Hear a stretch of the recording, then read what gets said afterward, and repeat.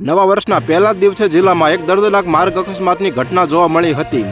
અહીં એક car Delhi Mumbai express પર પાછળથી ઉભેલા સિમેન્ટથી ભરેલા ટ્રેલર સાથે અથડાઈ હતી। આ અકસ્માત બાદ સ્થળ પર અરેરાટી ફેલાઈ ગઈ હતી। આ અકસ્માતમાં કારમાં મુસાફરી કરી રહેલ 2 મહિલાઓના ઘટના સ્થળે મોત થયા હતા।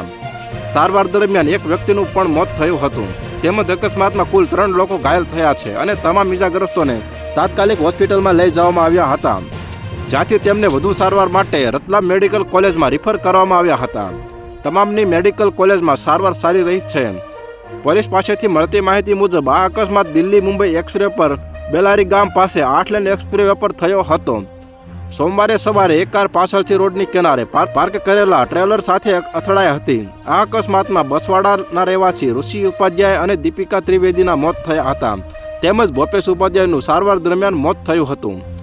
તો હાલ અત્યાર માટે આટલું જ મિત્રો। ફરી મળીએ નવી અપડેટ સાથે। તે પહેલાં વિડીયોને લાઇક કરી ગુજરાત ટોપ ન્યૂઝ ચેનલને સબસ્ક્રાઇબ કરી દેજો અને પાસે આવેલું બેલ આઇકન પણ દબાવી દેજો, જેથી તમને નવી ખબરો મળતી રહે।